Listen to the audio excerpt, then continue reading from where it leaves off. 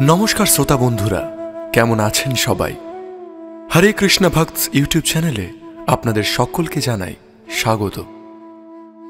আজ আমি আপনাদেরকে শোনাব ভক্তবৎসল শ্রী নৃসিংহদেব লীলা কথার চতুর্থ তথা অন্তিম পর্ব। বিগত 3টি পর্ব আপনারা শুনেছেন এবং অনেক অনেক ভালোবাসা দিয়েছেন। এই ভালোবাসা পেয়ে আমি সত্যিই অত্যন্ত আপ্লুত। আগের পর্বতেই আপনাদেরকে জানিয়েছিলাম যে আমরা 14ই মার্চ গৌর পূর্ণিমা উপলক্ষে শ্রী ভগবানের ভক্তদের উদ্দেশ্যে কিছু গীতা দান করতে চাই। তার জন্য আমরা একটি মাইলস্টোন সেট করেছিলাম যে প্রতিটি গল্পতে 1000 ভিউ আসা মাত্রই আমি আপনাদের হয়ে একটি করে শ্রীমদ্ভগবদ্গীতা দান করব ভগবানের ভক্তদের উদ্দেশ্যে, এবং তাতে সামিল হওয়ার জন্য আপনাদেরকে অনুরোধ জানিয়েছিলাম। আজও একইভাবে জানাচ্ছি।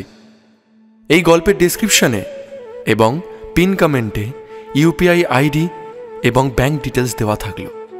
আপনাদের যতটুকু সাধ্য ততটুকু দান করুন। মনে রাখবেন, গীতা দান মহৎ দান। তাহলে আর দেরি না করে শুরু করা যাক আজকের ভগবানের লীলা কথা।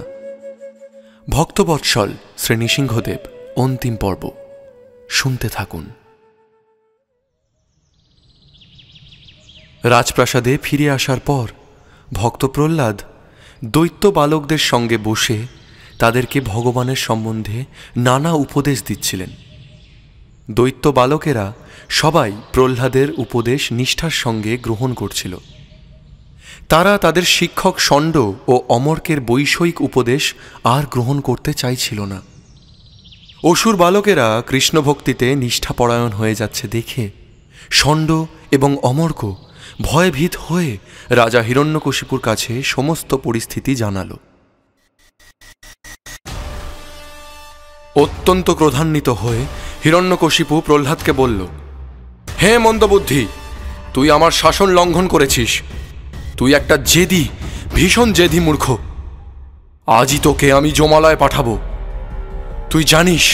তুই জানিস আমি ক্রুদ্ধ হলে সমগ্র ত্রিভুবন কেঁপে ওঠে। আর তুই কার বলে ভয়শূন্য হয়ে আমার নির্দেশ অতিক্রম করেছিস? প্রহ্লাদ বললেন, হে পিতৃদেব, দয়া করে আপনি আপনার আসরিক প্রবৃত্তি পরিত্যাগ করুন।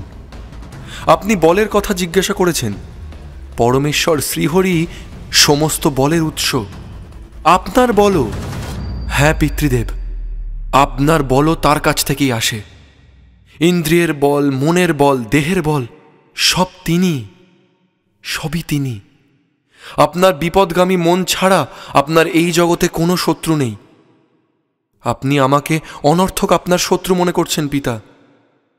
আপনার শরীরে থাকা 6টি রিপুর আপনি দাসত্ব করছেন, অথচ আপনি গর্ব ভরে মনে করছেন যে আপনি ত্রিভুবনের সমস্ত শত্রুকে জয় করেছেন। এইসব তো আপনার নিদারুণ অজ্ঞতা। হিরণ্যকশিপু চিৎকার করে বলে ওঠে, ওরে হতভাগা মূর্খ প্রহ্লাদ, তুই নিজেকে অতি বুদ্ধিমান মনে করছিস না? এর মানে হলো আমার হাতে তোর মরবার সময় হয়ে এসেছে। এক্ষুনি তোর মস্তক বিচ্ছিন্ন করব। তোর পরম আরাধ্য ভগবান এসেও তোকে রক্ষা করতে পারবে না। তুই ডাক তাকে। আমি দেখতে চাই এই ত্রিভুবনে কার ক্ষমতা বেশি, আমার নাকি তোর ভগবানের। নেশাগ্রস্ত উন্মত্তের মতো হয়ে ক্রোধান্ধ হিরণ্যকশিপু খড়গ তুলে তিরস্কার করছিল। হিরণ্যকশিপু বলে উঠল, তুই যে সব সময় বলিস যে তোর কোনো জগদীশ্বর আছে, সে নাকি সবার ঊর্ধ্বে, সে নাকি সবার নিয়ন্তা এবং সর্বব্যাপ্ত। তবে এক্ষুনি বল, সে জগদীশ্বর কোথায়? সে যদি সর্বত্রই থাকে, তাহলে আমার সামনের এই স্তম্ভ, এই স্তম্ভতে সে আছে কি? আছে সে? ধূপধাপ শব্দে পদচারণ করতে করতে হিরণ্যকশিপু চিৎকার করে রাজসিংহাসনের সম্মুখভাগে একটি স্তম্ভে সজোরে মুষ্টাঘাত করতে লাগল।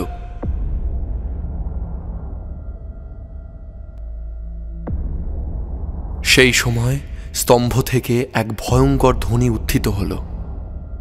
সেই ধ্বনিতে যেন ব্রহ্মাণ্ড কম্পিত হয়ে উঠেছিল।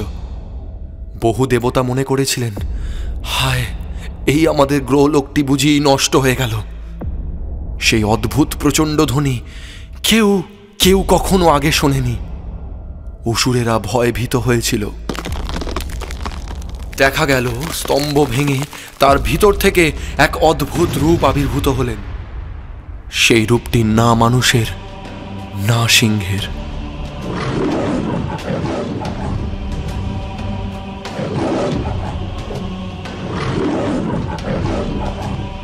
ভক্ত প্রহ্লাদ মনে করেছিলেন ভগবানকে আমি দর্শন করলেও পিতা হিরণ্যকশিপু না দর্শন করতে পারেন। আবার স্বতন্ত্র ভগবানও স্তম্ভ থেকে আবির্ভূত হতে পারেন, কিংবা নাও হতে পারেন। পিতা আমাকে যদি বধ করতেও পারে, সেটি হলেও তা কেবলমাত্র ভগবানের ইচ্ছাতেই সম্ভব। কিন্তু আমি স্থিরভাবেই জানি একমাত্র রক্ষাকর্তা, পরম নিয়ন্তা হলেন শ্রীহরি। তার ইচ্ছা বিনা এ জগতে কেউ আমার শরীর নষ্ট করতে পারবে না। ভগবান শ্রীকৃষ্ণ সেই পরিস্থিতিতে ভক্তের বাক্যের সত্যতা প্রমাণ করবার জন্য স্তম্ভ থেকে প্রকাশিত হলেন। শ্রীহরি আশ্বাস দিলেন প্রহ্লাদকে, ভয় করো না, আমি উপস্থিত আছি। অসুর হিরণ্যকশিপু তাকে দেখে বিস্ময়ান্বিত হয়ে চিন্তা করল, এ আবার কোন ধরনের জীব? রূপটি বিশাল ভয়ঙ্কর ক্রোধান্বিত একটি রূপ। দুটি চোখ তার স্বর্ণের মতো উজ্জ্বল, উজ্জ্বল কেশরাশি তার ভয়ঙ্কর মুখমণ্ডলকে বিস্তার করেছে।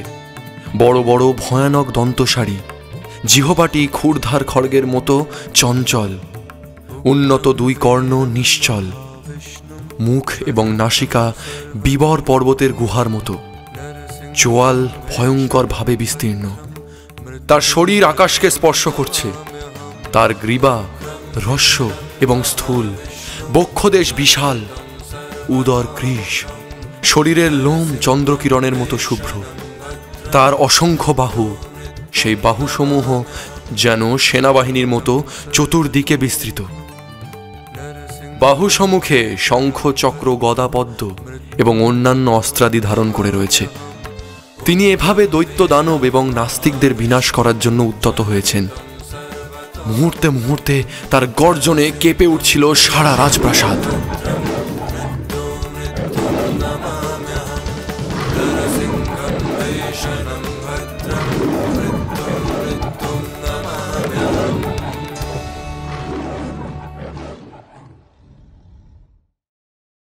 এই রকম ভয়ঙ্কর রূপ দেখে হিরণ্যকশিপু মনে মনে ভাবল, মহামায়াবী বিষ্ণু আমাকে হত্যা করার পরিকল্পনা করেছে। কিন্তু তার এই চেষ্টায় আমার আর কি বা হতে পারে? আমার সঙ্গে কে যুদ্ধ করতে পারবে? আমাকে ওই সামান্য বিষ্ণু ভয় দেখায়।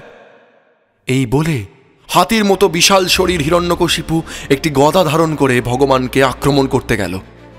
ক্রোধান্বিত হয়ে দ্রুত বেগে গিয়ে নৃসিংহদেবকে প্রচণ্ডভাবে আঘাত করল সে। কিন্তু নৃসিংহদেবের জ্যোতিতে হিরণ্যকশিপুর প্রভাব অদৃশ্য হয়ে গিয়েছিল।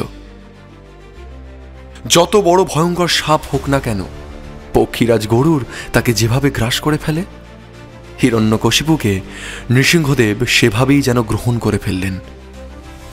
গরুর যেমন খেলা চলে কখনো কখনো সাপকে মুখ থেকে বেরিয়ে যাওয়ার সুযোগ দেয়, তেমনি নৃসিংহদেব তার কবল থেকে অসুর হিরণ্যকশিপুকে বারবার বেরিয়ে যাওয়ার সুযোগ দিচ্ছিলেন। মেঘের আড়াল থেকে সেই ঘটনা সমস্ত দেবগণ দর্শন করছিলেন, কিন্তু তারা অত্যন্ত বিচলিত হয়েছিলেন। নৃসিংহদেবের হাত থেকে বুঝি সে এই নিষ্কৃতি পেয়ে গেল। এদিকে হিরণ্যকশিপু মনে করল যে এই মায়াবী বিষ্ণু আমার শক্তিতে ভীত হয়ে ছেড়ে দিয়েছে। তখন সে ঢাল এবং খড়গ নিয়ে পুনরায় মহাবেগে ভগবানকে আক্রমণ করল।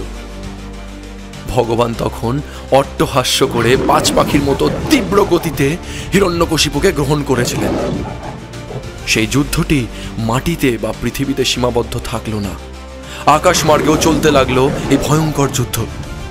নৃসিংহদেবের সুতীব্র অট্টহাসির ফলে হিরণ্যকশিপুর ভয়ে চোখ মুদিত হয়েছিল।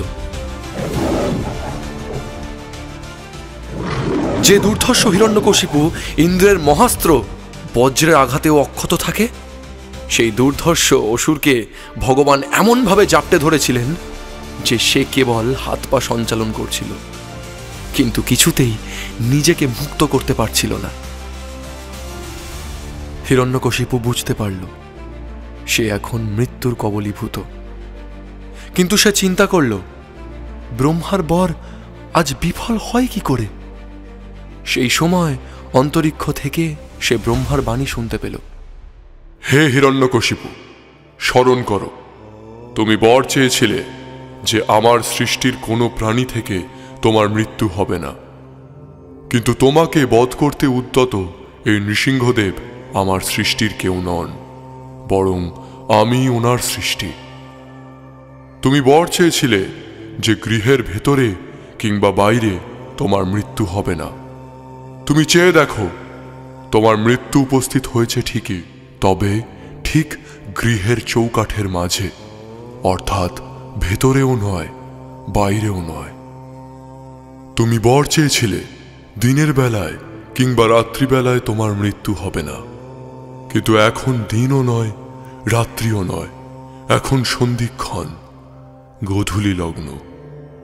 তুমি বর চেয়েছিলে জলে, ভূমিতে বা আকাশে তোমার মৃত্যু হবে না, কিন্তু এখন তুমি যে স্থলে শায়িত রয়েছ তা না তো জল, না ভূমি, না আকাশ, তুমি স্বয়ং নৃসিংহদেবের উরুদেশে স্থিত।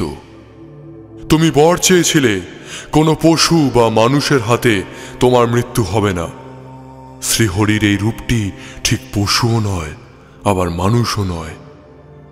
তুমি বর চেয়েছিলে কোনো অস্ত্রে তোমার মৃত্যু হবে না, কিন্তু দেখো নৃসিংহদেব তার নখ দ্বারাই তোমার শরীর বিদীর্ণ করতে উদ্যত হয়েছেন। নখ কোনোদিন অস্ত্ররূপে কিন্তু গণ্য নয়। হিরণ্যকশিপু, তুমি বর চেয়েছিলে প্রাণী অপ্রাণী কারোর থেকেই তোমার কোনো ভয় থাকবে না। ভগবানকে প্রাণী বা অপ্রাণী রূপে নির্দেশ করা হয় না। তিনি সমস্ত প্রাণী বা অপ্রাণীর সৃষ্টিকর্তা স্বরূপ, সমস্ত প্রাণীর প্রাণ তিনি। তুমি বর চেয়েছিলে অধোলোকবাসী মহাসর্ব পর্যন্ত কারোর হাতে মরবে না। শ্রীহরি ব্রহ্মাণ্ডের মধ্যে ঊর্ধ্বলোক কিংবা অধোলোকের বাসিন্দা নন, তিনি বৈকুণ্ঠে নিত্য বিরাজমান। তুমি বর চেয়েছিলে জরা বা ব্যাধিতে তুমি আক্রান্ত হবে না, সেই অনুসারে তুমি জরাগ্রস্তও হওনি বা ব্যাধিগ্রস্তও হওনি, তবু তুমি এখন মৃত্যুর কবলগ্রস্ত। তুমি বর চেয়েছিলে ব্রহ্মাণ্ডের একচ্ছত্র অধিপত্য লাভ করবে, অপ্রতিদ্বন্দ্বী রাজা হবে, সেই অনুযায়ী ব্রহ্মাণ্ডের সমস্ত দিকপালেরও তুমি অপ্রতিদ্বন্দ্বী রাজা হয়ে রাজত্ব করেছ। তুমি বর চেয়েছিলে তপস্যা ও যোগ অভ্যাসের ফলে লব্ধ সমস্ত যোগসিদ্ধি লাভ করতে, যেগুলি কোনোদিনই বিনষ্ট হবে না। আমি তোমাকে অমরত্ব বিনা সেই সমস্ত বর দিয়েছি, সেই সমস্ত যোগসিদ্ধির যথেচ্ছ অপব্যবহার করেছ তুমি। তাই নৃসিংহরূপী সাক্ষাৎ মৃত্যু তোমার সামনে উপস্থিত হয়ে আজ তোমায় পরাস্ত করতে উদ্যত হয়েছেন।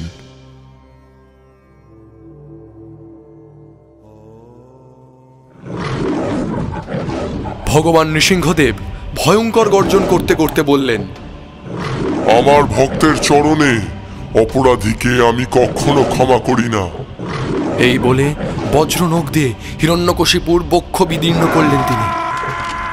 হিরণ্যকশিপুর রক্তাক্ত অস্ত্রের মালায় তিনি ভূষিত হলেন।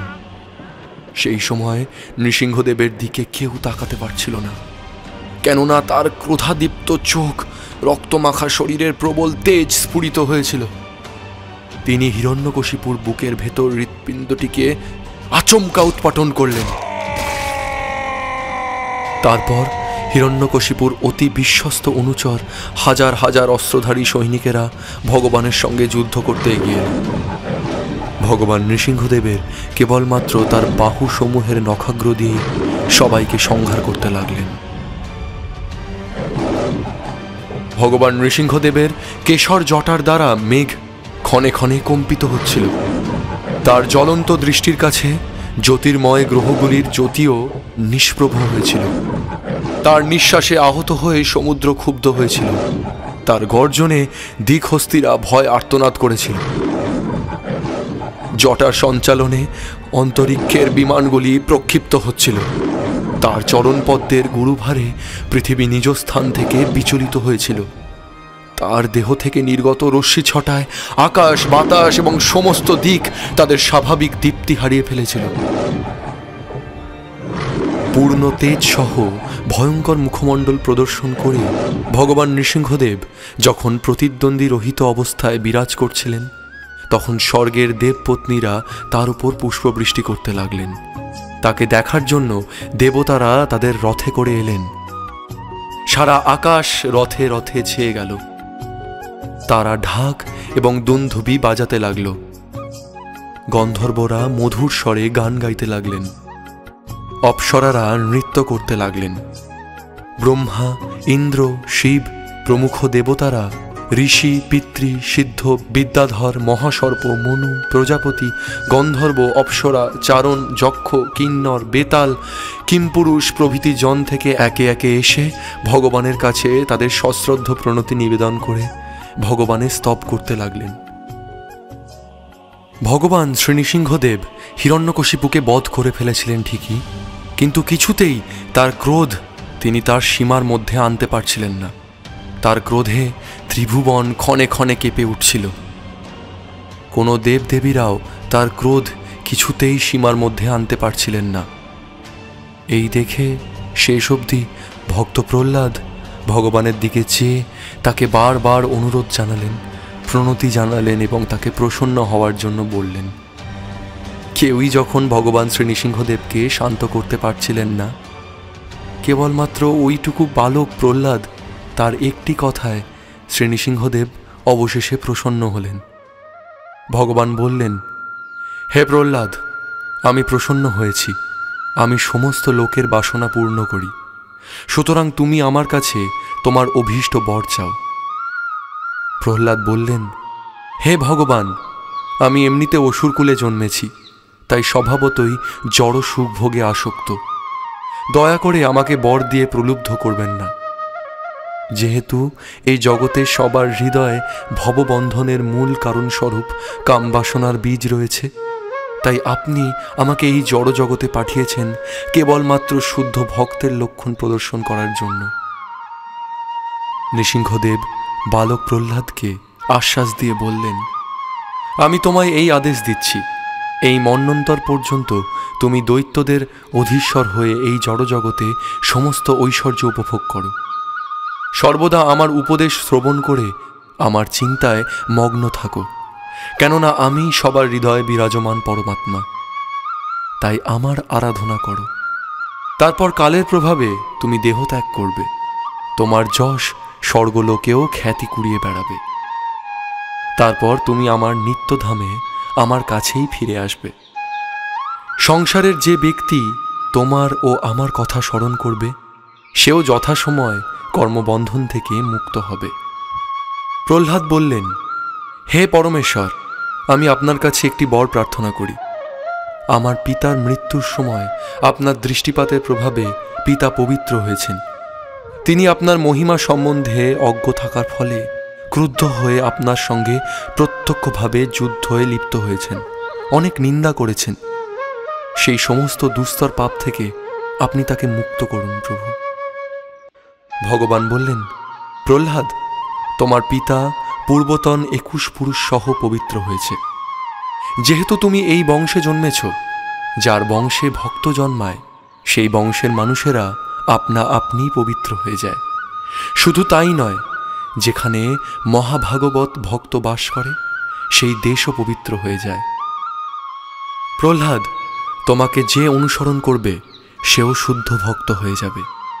যদিও তোমার পিতা মৃত্যুকালে আমার অঙ্গস্পর্শে পবিত্র হয়েছে, তবুও পুত্ররূপে তার অন্ত্যেষ্টিক্রিয়া সম্পাদন করে পিতার রাজ্যের দায়িত্বভার তুমি গ্রহণ করো। ভগবান তারপর ব্রহ্মাকে বললেন, হে ব্রহ্মা, কখনো ঈর্ষাপর ক্রূর স্বভাব ব্যক্তিকে না বুঝে বর প্রদান করো না, এটা তোমার শোভা পায় না। তারপর দেবতারা নৃসিংহদেবের জয়গান করতে লাগলেন। প্রহ্লাদের দ্বারা পূজিত হয়ে নৃসিংহদেব অন্তর্হিত হলেন এবং তার সাথে সাথে সমস্ত দেবতারাও অন্তর্হিত হলেন।